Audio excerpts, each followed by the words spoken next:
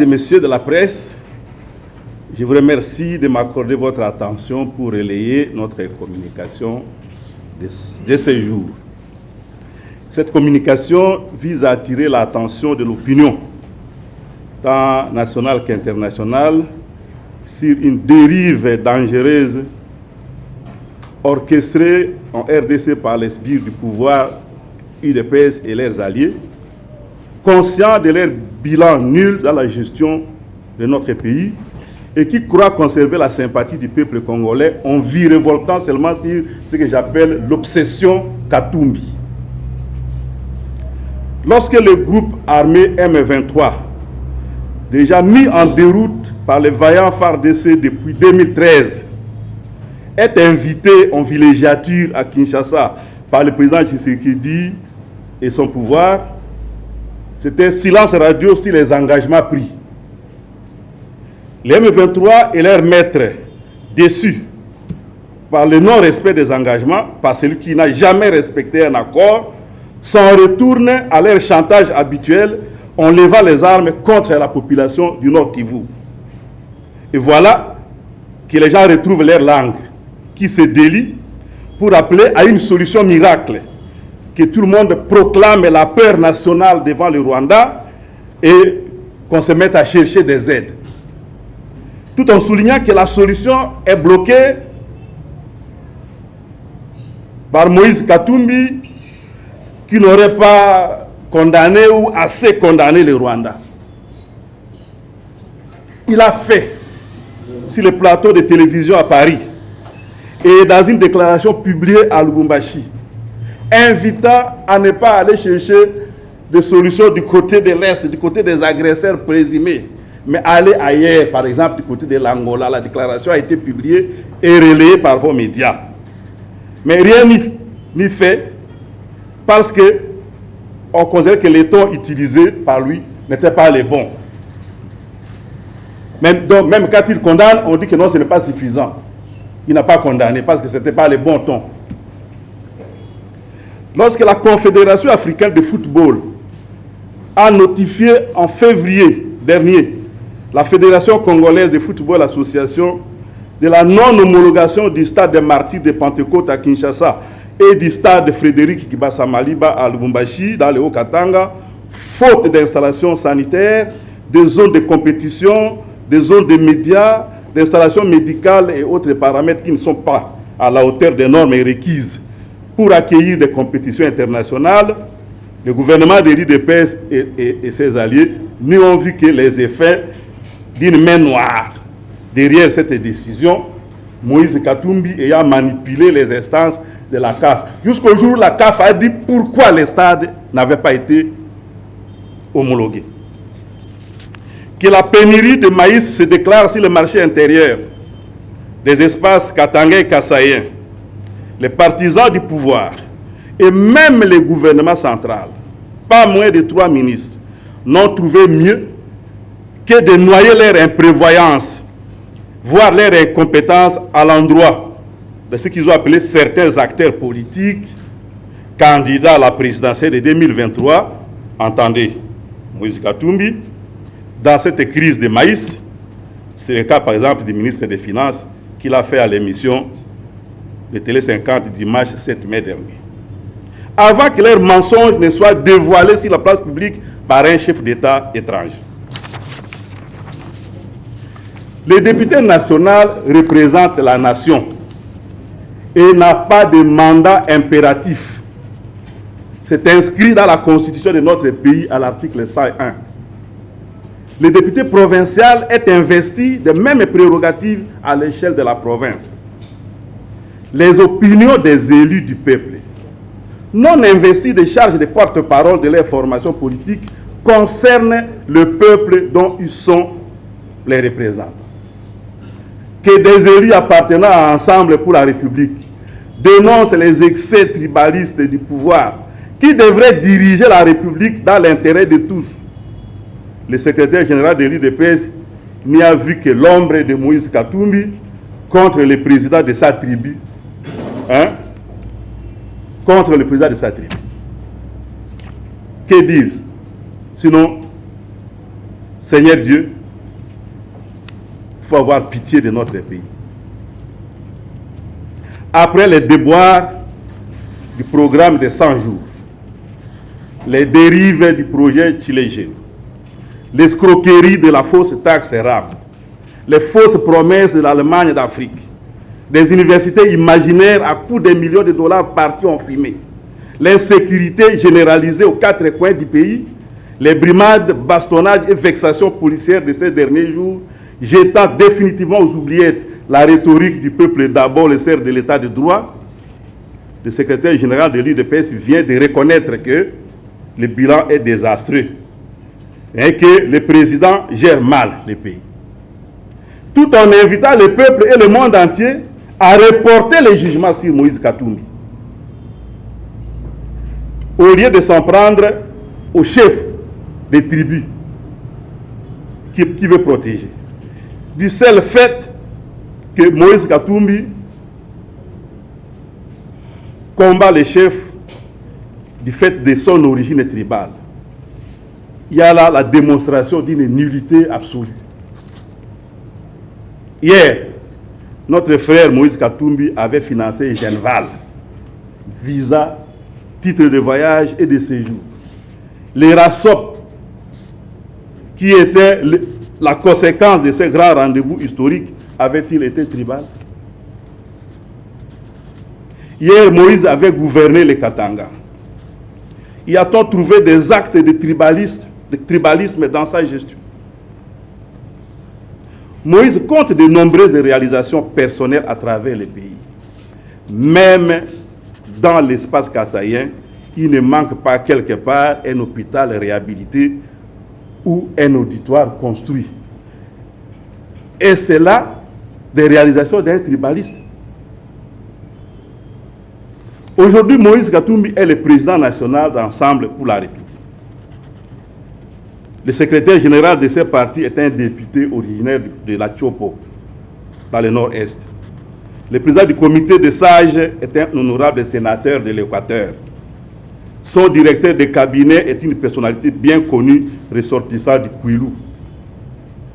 Son haut représentant du Grand Kasaï, le porte-parole du parti, le coordonnateur national de la jeunesse, deux délégués généraux, le coordonnateur national de la jeunesse, tous sont du Grand Kasaï. Et ce n'est pas tout, il y a même des secrétaires nationaux aussi, ici, là le gouverneur du parti, comme le professeur Kalambaye, ou notre frère qui est ici, Julien Lukengo, qui sont ici dans le secrétariat général, qui sont Kasaï. Il y a deux délégués généraux qui sont, par exemple, du Kivu.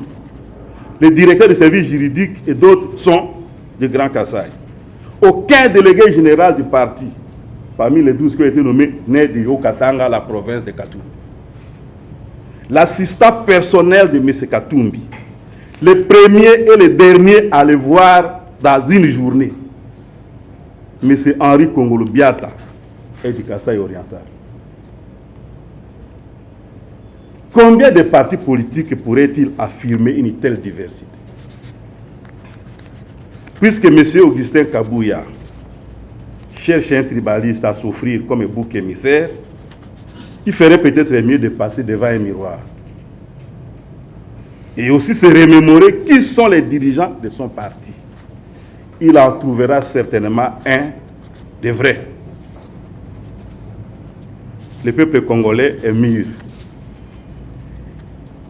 Il ne va pas se laisser distraire ou se laisser induire en erreur par ceux qui veulent donner de Moïse Katumbi une mauvaise publicité.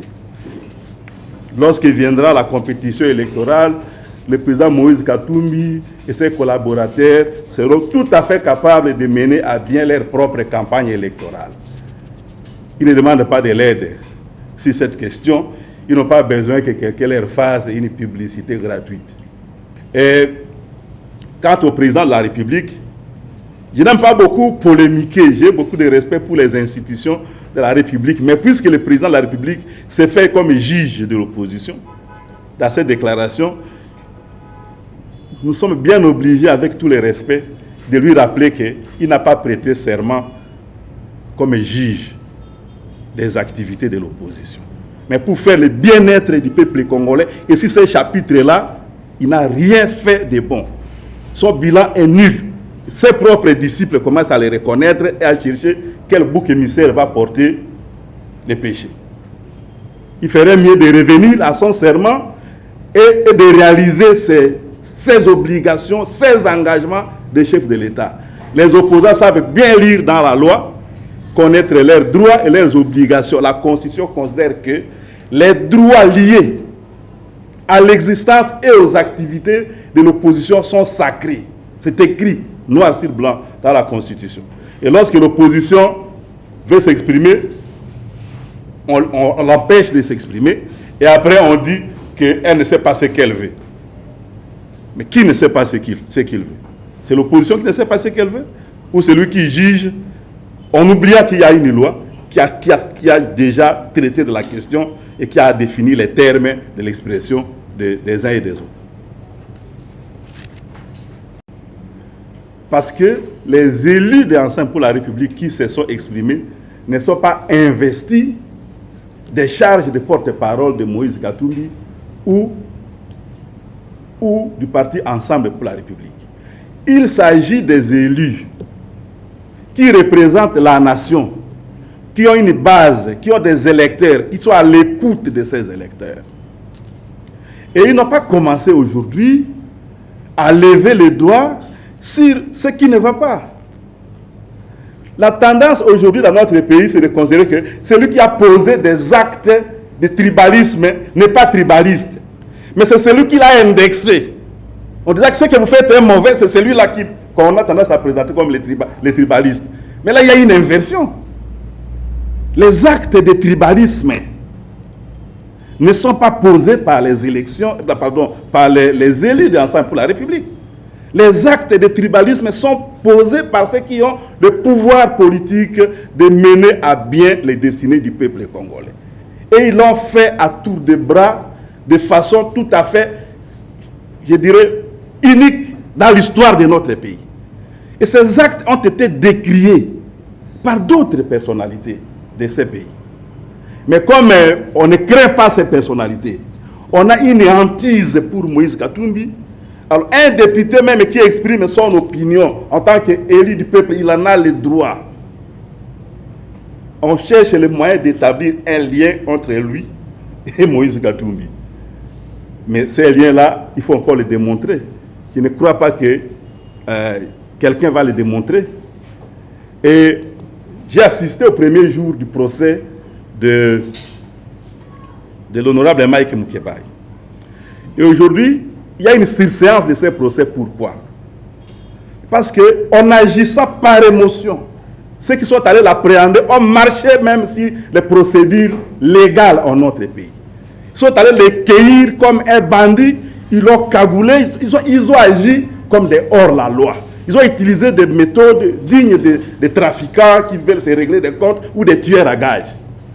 Et quand les avocats ont évoqué ça devant les juges à la cour d'appel, la cour a estimé qu'il faut surseoir et demander à la cour constitutionnelle d'interpréter un peu ce genre de procédures. On ne gère pas une république avec des états d'âme. La compétition électorale que nous voulons doit être une compétition saine. Chacun doit venir là-bas avec des arguments et des attitudes civilisées pour démontrer au peuple congolais qu'il peut faire mieux pour son bonheur. Ou à la rigueur, faire la démonstration que ses adversaires ne peuvent rien. Ils n'ont pas de bons projets et ils ont un passé douteux, ainsi de suite. Et si ce chapitre-là, Moïse Katumbi sera imbattable, parce qu'il a un passé où il a démontré que, il est capable de produire des solutions à des problèmes des populations. Or, ce que nous vivons aujourd'hui, c'est le fruit de l'incapacité. Lui, il est le contraire de ça. Il a déjà démontré qu'il est capable. Il a déjà démontré qu'il a un grand cœur. Il est sensible à la misère des autres. Et même quand il sort dans la rue pour manifester, ce n'est pas parce qu'il souffre de la misère. Il souffre du fait qu'il y a des misérables autour de lui. C'est ça qui le blesse. Et donc, il n'a rien à voir avec cette histoire. Ceux qui veulent établir un lien entre ça et Moïse Katumbi se sont trompés d'appréciation, d'approche et de cible. Ça, donc, ces côtés-là, nous pouvons les répondre de cette manière-là. Quant à gronder les députés qui se sont exprimés, ce serait pour plaire à qui? Parce que chaque parti a ses règles.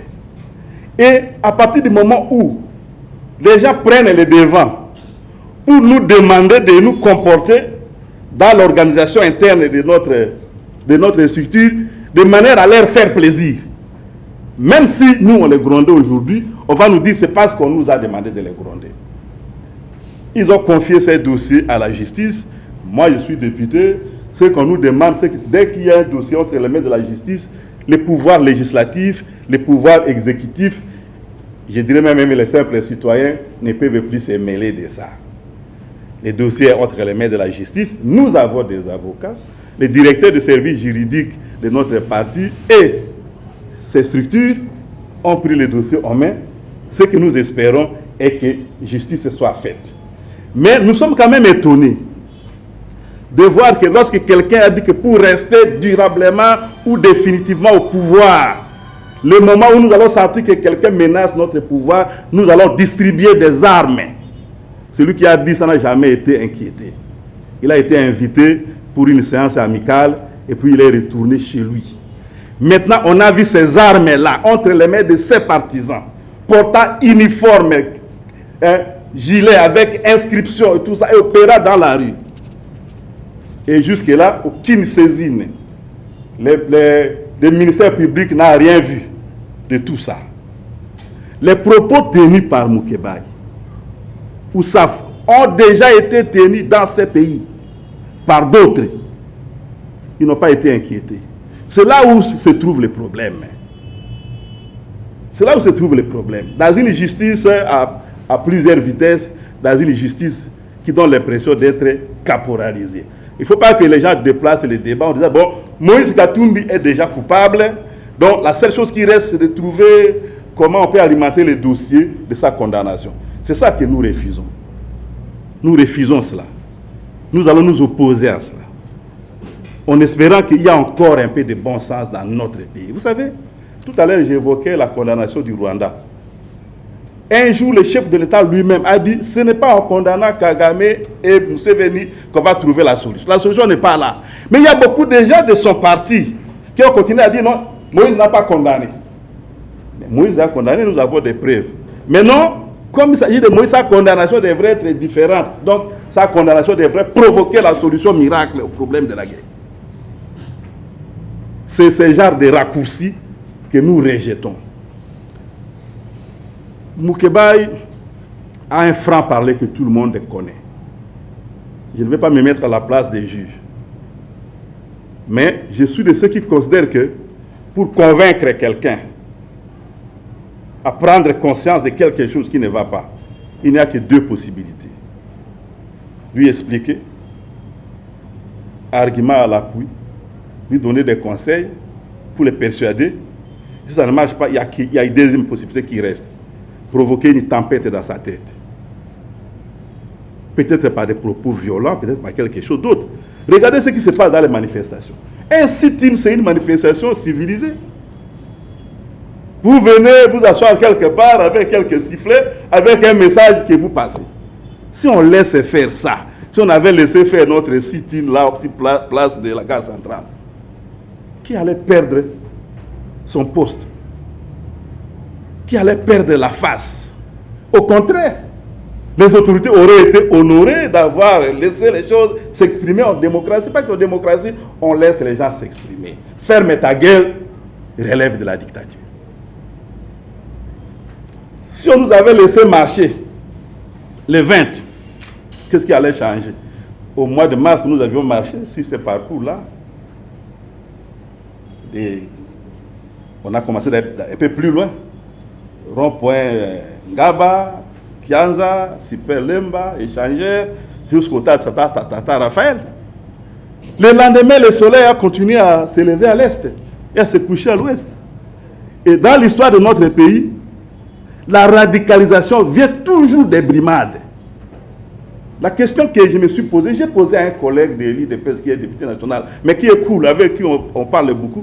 J'ai dit, bon, honorables collègues, qu'est-ce que vous envoyez aujourd'hui au monde comme message ou à la nation congolaise? Que ça va être notre démocratie prend un tournant, ça va être maintenant une démocratie à la machette. Mais les machettes, ça se vend dans les magasins, ça coûte 5 000 francs. Croyez-vous que nous soyons incapables d'acheter des machettes? On est tout à fait capable d'en acheter. D'acheter même toutes les machettes qui sont dans les magasins, d'éviter même ceux qui les ont reçues, là, qui les ont dans leurs mains, à venir prendre un prix 3 fois supérieur, et on aura plus de machettes que tout le monde. Mais ça va avancer notre nation en quoi? La Constitution dit que tous les peuples qui se trouvaient sur l'espace qui fait aujourd'hui la République démocratique du Congo, et ces peuples et leurs terres, c'est ça la RDC. Nous sommes frères, nous sommes des compatriotes. Nous avons un destin commun à construire. Est-ce qu'on va le construire à la machette? Les gens donnent l'impression de ne même plus avoir la mémoire historique. Lorsque nous, avec l'IDPS et les autres, on combattait les régimes passés contre le 3e mandat, mais ils ont envoyé des gens en formation, chercher comment fonctionnent les Imbonerakure, consommer. Ils ont fait quoi ici dans la vie? Ils ont fait quoi? Ils ont garanti le 3e mandat à l'ancien président de la République? Certainement pas. Alors, imiter ces gens d'idiotie, je ne vois pas en quoi ça fait avancer la République.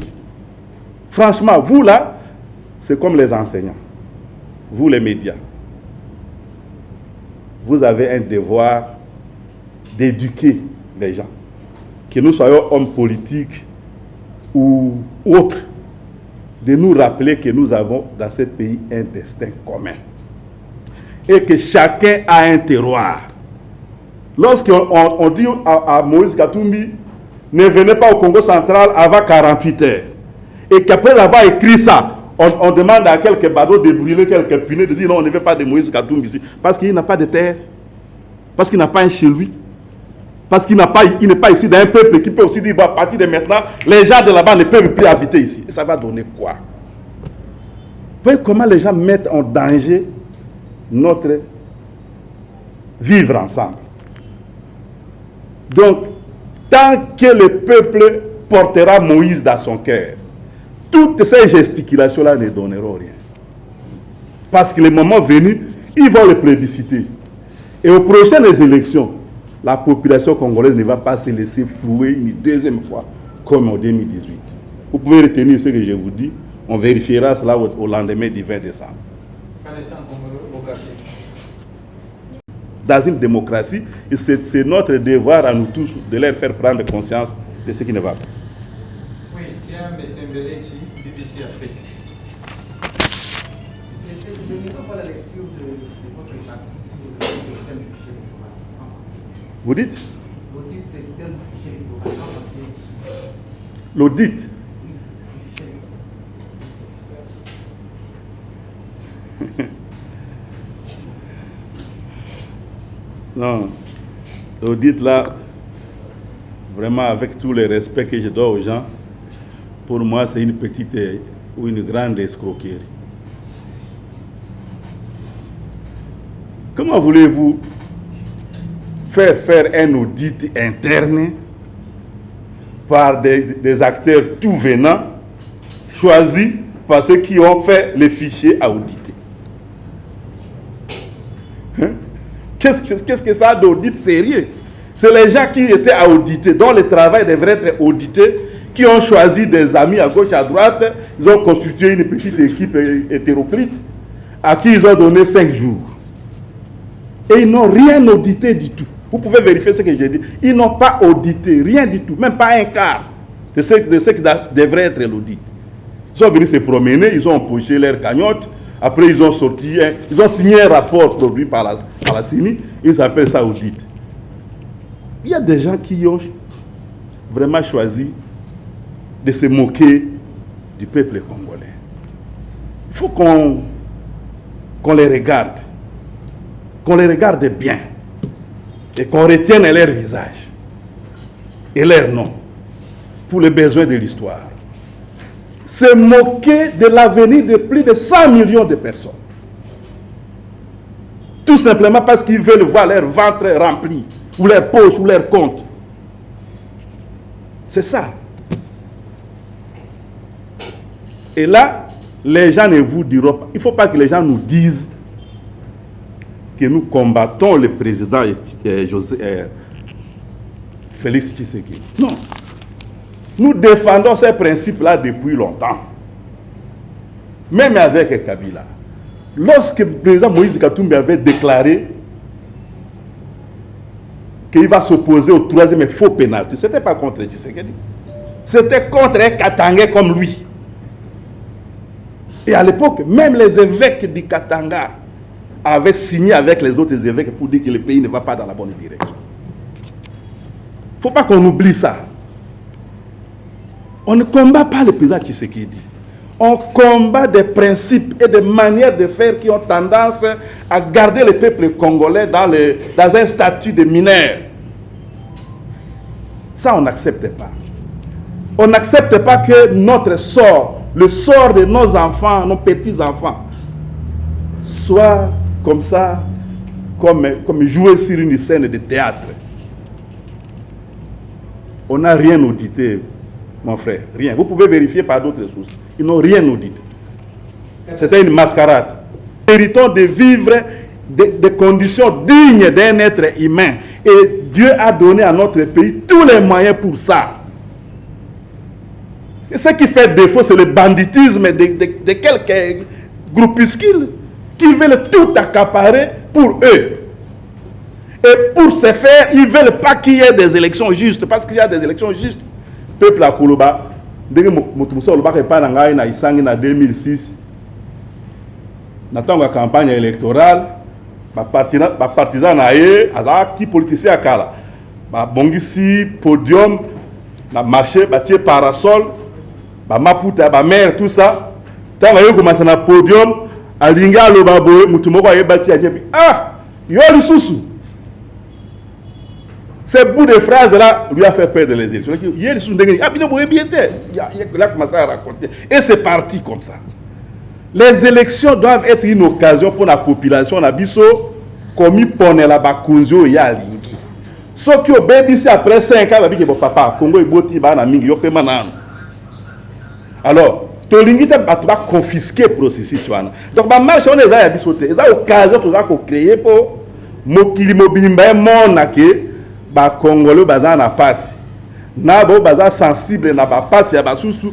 Bango ana ba bimi na balabala pona ko bakelo lengo ya koyangela ma to lingi yango te. Alors pour elongwa, il faut que tu aies garanti que ma ponami et kozala ya malam. Ce qui gouvernement na biso et ça les police nationale congolaise na misala ndenge to mona ki wana na Kianza to na boulevard du 30 juin. Ya boye kozo que ça biso sima te. Inga na démissionner na gouvernement na tango ya Kabila le 18 septembre 2015. Na Basous. Après, tout ça la G7. Hein? 2015, fin 2015, tout ça la G7 na décembre. Mais tu continues à combattre décembre 2018. Hein? 3 ans. De glissement au glissement, de gaz lacrymogène au gaz lacrymogène. Hein? Alors, tout ça, on a 6 mois de bagarre. Hein? Mais le plus important pour nous est que la quête de dignité du peuple congolais ne soit étouffée par personne. Et ça, ce n'est pas un problème qui regarde Moïse Katumbi ou Delis et Sanga ou bien. Il faut message à les cas. Et bien, que nous libérer ensemble, collectivement. Tous en a droit. Tu peux sur beaucoup. Sur le BBC. Nous sommes confondus. Tout le monde. Ils ont dit non, ceux qui veulent que la arme, c'est la démocratie. On a toujours beau. Mais quand ça va continuer, si n'a pas élection, nous allons mener à Ebi. Mais tu sais, Dieu se met du côté de ceux qui souffrent. nazo kende utunaki mituna misato likambo ya loi Tchani na ngina ibisana na bosemboke, il n'y a pas de loi Tchani dans notre pays. Comment ça n'a pas de loi Tchani, mais il n'y a pas de loi Tchani. Une loi, c'est un texte que le président de la République a promulgué et qui est publié au journal officiel. Et le président de la République a bimisa Kango sur base de vote et Assemblée nationale et à Sénat. Assemblée nationale est votée dans nos lois Tchani, Sénat est voté, président a programmé. C'est un truc imaginaire. La loi Tchani n'existe pas dans notre pays. Il faut que les gens l'entendent. La spéculation sur quelque chose d'imaginaire. Il y a une tentative comme ça de quelqu'un qui veut se mettre en relais, en exergue. Boyoka Kite, un jour, président de l'Assemblée nationale à Loba, et là, on a un processus, il y a loi Zakani. Si vous êtes député ou sénateur, vous avez la proposition de loi. Et comme il y a un bureau de l'Assemblée nationale, il y a un bureau d'études. Bureau d'études est un qui est coquille, et donc il y a une constitution ici. Si c'est le cas, il y a un gouvernement pour 15 jours. Et il y a un avis du gouvernement. Ce qui est un avis du gouvernement, c'est qu'il y a un débat général. Si il y a une commission pour une étude approfondie, il y a un amendement et la commission qui a une proposition d'amendement dans la plénière, de voter article par article. Si la loi a exposé des motifs, si il y a une chambre, ce qui va voter, si ce n'est pas en termes identiques, en termes différents, il y a une commission paritaire. Ce qui est l'Assemblée nationale, le Sénat, ce qui est le point de vue de l'Assemblée nationale, c'est le président de la République pour la promulgation. Et comme il a président, il n'y a pas la Cour constitutionnelle. C'est ça le cheminement d'une loi. On ne fait pas une loi avec une déclaration à la télévision. Il n'y a pas de loi Tchani. Il n'y en a pas. Et il n'y en aura pas. Parce que ce qui énerve, ce n'est pas l'initiative. C'est le fait que l'initiative énerve la Constitution. Il n'y a pas de loi valable dont le contenu est contraire à la Constitution et puis on promulgue. Il faut que ce soit clair. Et là, on a exact. Qui nous l'est. Donc, ça ne sert à rien qu'on réponde sur ça parce qu'il n'y aura pas de problème. C'était une propagande, une agitation. Les gens voulaient que Batoba intégrer en gros les alliés. Donc, les alliés, Moïse Katumbi a la candidate, ou ça ne sert à rien de voter pour lui, parce que, ou de le soutenir, ou d'être avec lui, parce qu'il sera bloqué par la loi. C'est ça dans l'imagination, c'est ce qu'on a voulu inscrire dans l'imagination. Mais ça n'existe pas. Qui nous l'est là. Et puis, tout le monde que avant la constitution OYU, MLC, il y a Jean-Pierre Bemba, il qui a régné dans l'Équateur Nord, qui Bazuele, une partie à territoire à Banalia, dans la province de Tchop. RCDN, il y a Roger Lumba, les gens qui ont été Siro, Kuna, Bounia, qui ont fait dans Tchop. RCD KML, en Boussa, il y a Grand Nord, il y a Grand Nord, il y a Nord Kivu. Grand Sud, il y a Nord Kivu, Nandambo ya Chopo, Nandambo ya Maniema, na Sud Kivu, Nandambo ya Nord Katanga, il y a RCD Goma. Alors, nous sommes 100 millions de personnes. Mais tout comme école, il y a Matanga. Nous venons à Rwanda, condamner le Rwanda, il faut qu'on condamne le Rwanda, il faut qu'on gronde le Rwanda, il faut qu'on chasse le Rwanda, il faut qu'on exclue le Rwanda, ici, et toute la communauté internationale nous a dit qu'il ne faut pas faire ça. Et malgré ça, toujours les gars, qu'il y a un conflit dans la province. Parce que eux, ils ont pas de Congolais. Makambo ya guerre, on est bandaki na bafudele banda, on a parlé du peuple là. L'exclusion de quelques compatriotes, vous êtes des étrangers. Bazonga kuna korimine frustration na bango. Nde kotisa biso na spirale oyo ya bitumbe utaka na côté wana ya Monyele. 10 millions de morts. Est-ce que les gens qui font des histoires comme ça, est-ce qu'ils ont de la cervelle? Est-ce qu'ils ont le sens de l'histoire? Là est le problème. Là est le problème. Les gens qui s'amusent à dire tel ne peut pas arriver ici. Quand quelqu'un dit non, puis on vote,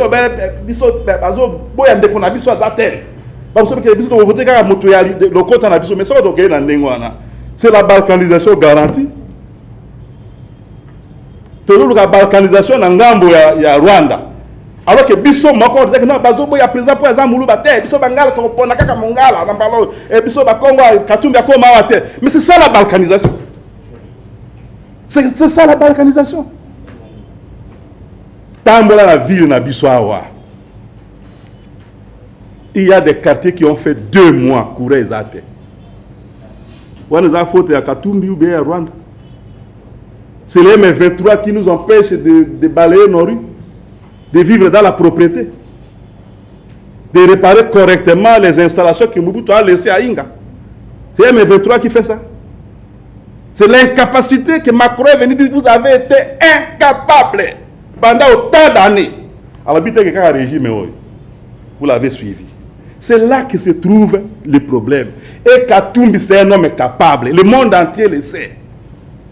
Ceux qui le combattent le savent. Là où il a été, il a produit des solutions.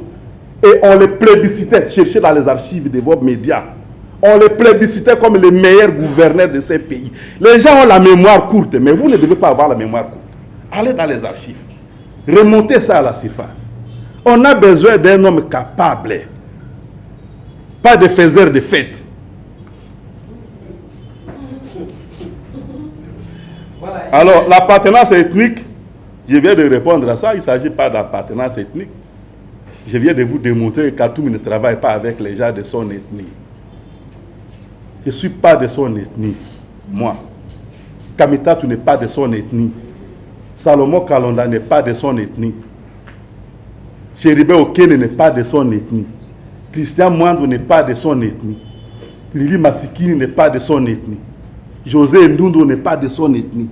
Je peux continuer la liste. Je connais tous les responsables de notre parti parce que j'administre le parti.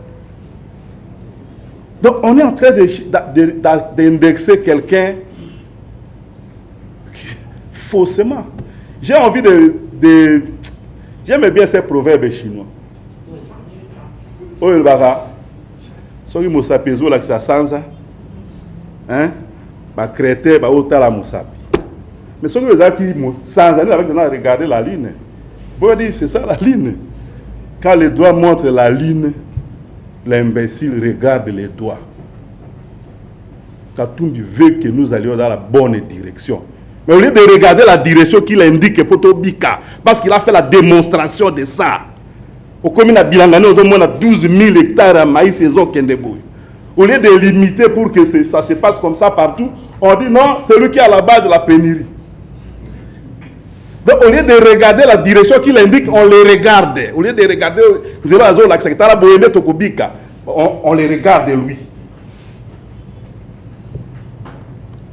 Voilà. Donc, tribaliste, il n'est pas là-bas. Les accusations d'appartenance ethnique, on n'est pas là.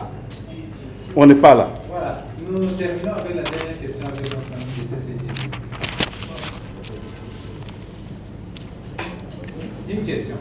Une question honorable. On a vu lors de votre site jeudi dernier, on vous a qualifié comme une opposition faible en termes de mobilisation. Quand allez-vous faire cette fois-ci sur votre démarche ou votre, je peux dire votre démarche concernant le processus électoral ne sont pas acceptés par les gouvernements? Bon. J'allais vous rétorquer la question, j'allais vous demander, quand ils nous accusent d'opposition faible là, vous croyez en ça? C'est la question. Tozo Lingato marché à partir à l'Embasipé. Vous déployez la police en disant que les gens de Tchangou ne viennent pas à la marche. Vous nous autorisez à commencer la marche à Sakombi. Elle dit, tu Tchangou, bah, la marche était, bah, à l'extrême ouest. Est-ce que ça tient la route?